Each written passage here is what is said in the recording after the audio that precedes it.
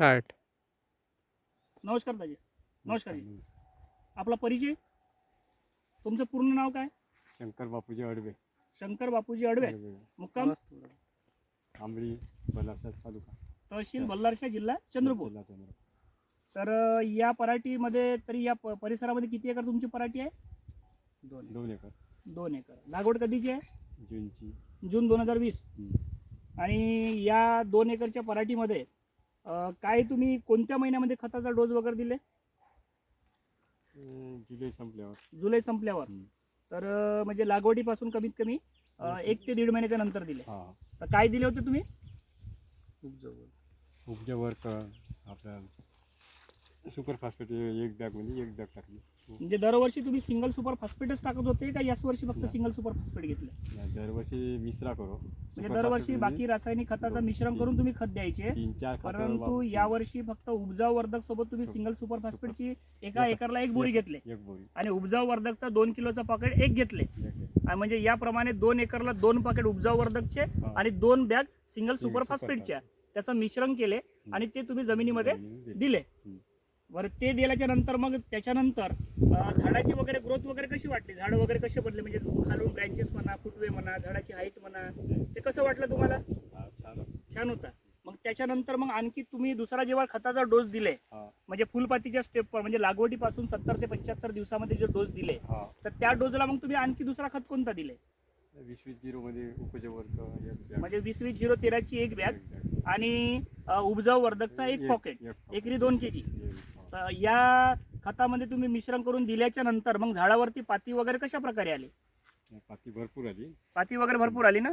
झाडाची हाईट वगैरे चांगली आहे? हाईट चांगली. दरवर्षीपेक्षा तुम्ही यावर्षी पराठी जर पाहिले, आज दिनांक 18 नोव्हेंबर 2020 या तारखेला, आजच्या तारखेला जर तुम्ही ही जी पराठी जर पाहिले तर पराठीमध्ये काय तुम्हाला असं वाटते बदल दरवर्षीपेक्षा? बदल चांगलीच वाटत आहे. हा, कारण समोर आहे बोंडळी पडल्या ना तर कापूस निघते का नाही का असं वाटतं. नाही, जो बोंडअळीचा भाग आहे वेगळा तो हा भाग वेगळा आहे आणि खताबद्दल फवारण्याबद्दलचा भाग हा वेगळा आहे. बरोबर आहे. तुम्हाला जे भूसुधारक म्हणून उपजाऊ वर्धक जे दिले तर हा बोंडअळीसाठी म्हणून काही दिलेलं नाहीये. तो सगळ्यात महत्त्वाची गोष्ट, जमिनीची सुपीकता वाढवतो, पांढऱ्या मुळ्याची संख्या वाढतो, त्याच्यामुळे झाडाला पाहिजे त्या पद्धतीनं जमिनीतून अन्न मिळतं आणि म्हणूनच झाडाचा सर्वांगीण विकास होतो. म्हणजे फांद्या चांगल्या येतात, ब्रँचेस चांगल्या येतात, फुलपाती चांगली येतो, झाडाची वाढ चांगली येतो, बोंडाचा साईज पण चांगला येतो, कापसाची प्रत पण चांगली येतो. तर हे तुम्हाला दिसून राहिलं का दरवर्षीपेक्षा? दिसत आहे ना? बरं, या तुडीवरती वगैरे तुम्ही स्प्रे वगैरे, या पराठीवरती स्प्रे वगैरे तुम्ही मारले का?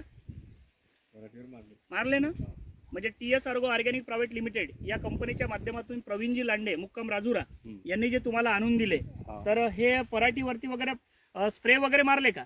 सगळ्यात पहिले स्प्रे कोणता घेतले? मग टॉनिक घेतले म्हणजे प्रॉफिट म्हणजे प्रॉफिट, बायोकाट आणि सदा सुरक्षा.